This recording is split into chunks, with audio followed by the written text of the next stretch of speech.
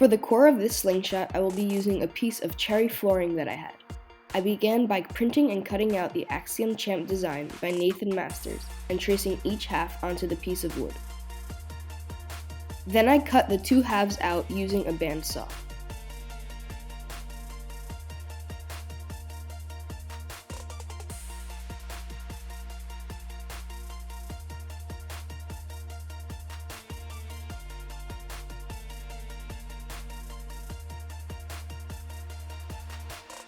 After that, I sanded each of the faces flat, as well as the two sides, which will laminate together.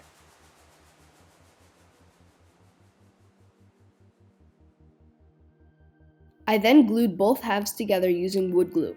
This problem could be completely avoided if I used a wider plank of wood that fit the design, but the only cherry wood I had was from flooring. Here's what the slingshot looks like after that's done, and you can see that it's not perfectly symmetrical, so I corrected the shape using a dremel tool with a sanding drum attachment.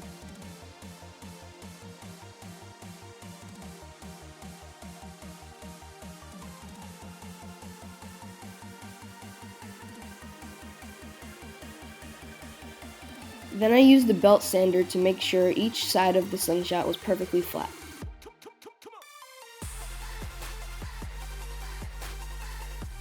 Here I cut out a piece of black canvas micarta and glued it on using epoxy resin. This will serve as the palm swell of the slingshot and make it more comfortable to shoot. Make sure to clamp it up tight so it bonds well to the wood.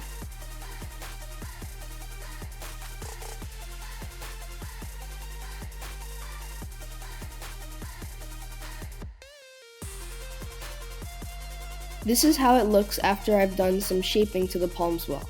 I did this using a belt sander and a dremel tool.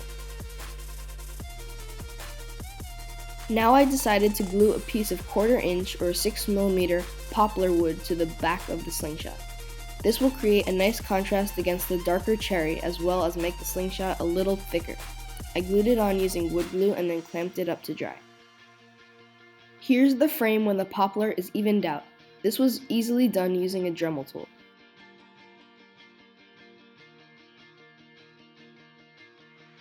At this point, I was finished with the shaping and moved on to the rounding process.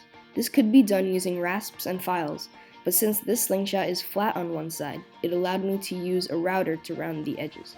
For the side with the palm swell that wasn't flat, I used a dremel to slightly round it over. And here's the completed slingshot. I glued in 4 brass pins for added strength, lightly sanded the frame to 320 grit, and then finished it off with 3 coats of boiled linseed oil. I used the top slot attachment method, which is basically a hole drilled vertically through the fork and a slot cut to meet it. The bands can then be rolled up and slid into the hole, locking them in place. Overall, this is a great TTF shooter. I hope you like it. And because this is a slingshot trade, I won't be keeping it, and it will be soon shipped off to its new owner.